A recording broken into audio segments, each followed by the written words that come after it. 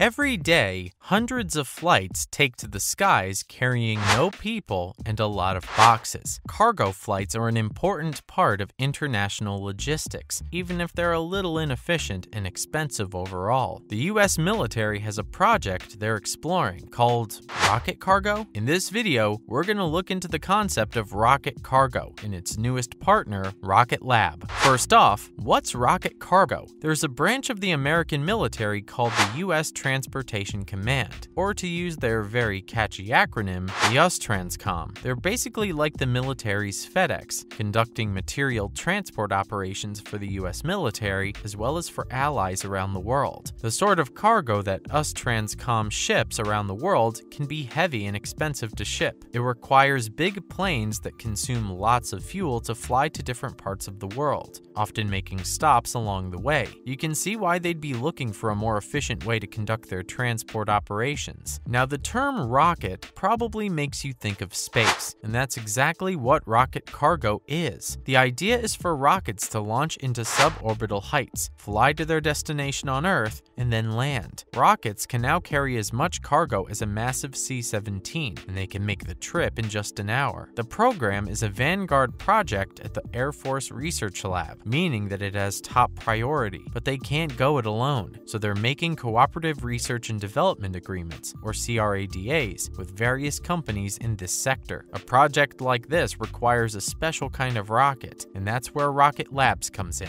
Let's look at what Rocket Lab will bring to the table. As of the 7th of September, Rocket Lab entered into a CRADA with USTRANSCOM. The military is interested in Rocket Lab's Neutron, a reusable medium-lift rocket, as well as their Photon spacecraft. Neutron is a two-stage rocket that's currently under development at Rocket Lab. It's designed to be capable of delivering 8,000 kilograms of payload to any location on Earth, and its key design feature is being reusable. The same Neutron can make multiple trips from point to point, just like an airplane. Before the CRADA they signed, Rocket Lab was developing the Neutron for satellite delivery. The Photon, meanwhile, is basically a satellite bus. This is the part of the satellite that gives it the final push from low Earth orbit into its final orbital position above the Earth. That's not what USTRANSCOM wants it for, though, as they're probably looking at the Photon as a delivery vehicle that can work over even smaller distances. For a company that's making all this interesting stuff, we imagine you've never heard of Rocket Lab before. They certainly don't make headline splashes like SpaceX, but that's partly because they don't have a mercurial billionaire genius at the helm. But Rocket Lab has been around for a minute. They were founded in 2006 in New Zealand. The company's main work right now is operating the Electron rockets, helping clients around the world launch small satellites into orbit. It turns out that the smaller satellite delivery rockets are a perfect fit for the rocket cargo mission, which is why Rocket Lab is one of the few companies with a CRADA. That puts it on a very short list that only includes SpaceX and Blue Origin. Of course, when it comes to reusable rockets, SpaceX has always been ahead of the game. SpaceX signed a CRADA with the military at the outset of this project in 2018. With their expertise in reusable rockets, they provided a lot of consultation on how to develop the rocket cargo concept. But that's not all SpaceX is giving the military. They may give them a Starship too. We've all seen and heard of the Starship. It's a massive, fully reusable heavy-lift rocket, the tallest and most powerful one ever built. SpaceX has 4 versions of this under development: cargo, crew, propellant tanker, and lunar lander. Obvious, USTRANSCOM is interested in the first one, but could they also be interested in the second one? More on that later. The Starship can carry payloads of 100 tons all by itself, but the obvious problem is maneuverability. The thing dwarfs the puny neutrons from Rocket Labs, but some special preparations will be required at launch pads for this thing to land and take off. That being said, we're sure the US military will be more than happy to fund the development of a rocket transportation transportation network as long as the network suits their ends. SpaceX is planning to send the Starship on its maiden voyage sometime this year. Take that with a grain of salt though, as Musk's companies aren't great at meeting deadlines. Next, we'll go through the reasons why USTRANSCOM considers this a vanguard project. Simply put, speed is always of the essence, especially for the military. You can't be the best in the world if you're not capable of getting everywhere faster than everybody else. While the US military hasn't had much of a problem with that sort of thing, you've got to keep evolving your capabilities. The ultimate goal of the rocket cargo project is to be able to move up to 100 tons of supplies and equipment on tactical timelines. Basically, as fast as the hard-nosed general wants it to go. It's interesting that the military is turning to the private sector instead of NASA for this. But to be fair, the private sector has made tons of progress in reusable rockets. If the US can pull this off, they'll have a massive advantage over other militaries around the world. It's hard to make a plane that can keep up with the speed and payload capacity of a rocket, and we can imagine that other spacefaring countries are busily trying to ape this rocket cargo concept. One thing that USTRANSCOM isn't really talking about right now is whether rocket cargo could, at some point, consist of humans with guns. Basically, will this ever be used as a troop transport system? Greg Spangers, the manager of the program, says that if it's possible, it'll be done, which is basically a confirmation that same-day delivery may soon be available for American soldiers. Now, rocket cargo sounds like such a natural extension of space travel, so why didn't anyone develop it before? That's because we were missing a key ingredient: cheap and effective reusable rockets. NASA started developing its space shuttle in 1981 before discontinuing the project in 2011. The shuttles were reusable rockets that were meant to transport humans to locations in space, like, say, the International Space Station. While there were a few shuttles that flew on successful missions, the program had a few problems. The biggest disaster of the program is the one that shares a name with a Dodge car. But the biggest problem at NASA and its counterparts around the world is that they're government agencies. That means that their funding for projects is up to the whims of whoever's in charge, and NASA has had trouble justifying its budgets to certain segments of the American political landscape for a while. If we left all of our space development to NASA, we'd take forever to get anywhere. Nowadays, billionaires are jumping into the space race. Elon Musk's SpaceX made lots of advances in the field of reusable rockets, achieving stable designs that can be used at a relatively affordable cost. Jeff Bezos is having a similar impact on the industry with Blue Origin. According to Spanger, these developments are the reason why the dream of rocket cargo can now be realized. And you know what? Military advances do eventually make it to civilians as well. So it'll be interesting to see what this means for us normal people going forward. We can't help but wonder, though, if going in this direction is good for the environment. It's hard to look at the massive columns of smoke that trail a launching rocket and now wonder how bad this is for the environment. Could rocket cargo and short-distance suborbital transport be another case of trading our environment for our convenience? Back in the bad old days, rockets used to use solid fuels like kerosene pellets. Those were obviously bad for the environment, but then most stuff from that era was. These days, however, rockets are using liquid fuels that are much more sustainable than the solid fuels of the past. You may notice that many of the launches that you see today are accompanied by white smoke rather than black. This isn't actually smoke at all. It's clouds of water vapor that form as a byproduct of the hydrogen-based fuels that are now common in rockets. That's not to say that rockets have no impact on the environment, as certain trace gases released from the rockets can be bad for the environment. And while these things don't impact the climate itself, the activity around a rocket launch pad can be damaging to the wildlife nearby. Some of this wildlife is important for maintaining local ecosystems. It can be easy to forget that there is more to the environment than just the climate. Right now, rockets don't represent a pressing concern, because launches are pretty rare. But if rocket cargo and similar ideas catch on, we'll have to start thinking along those lines. That's it for today's video. What do you think of the rocket cargo program? Do you think this is a good step forward for global logistics, or are you concerned about the environment? Let us know in the comments section below. And don't forget to like, share, and subscribe.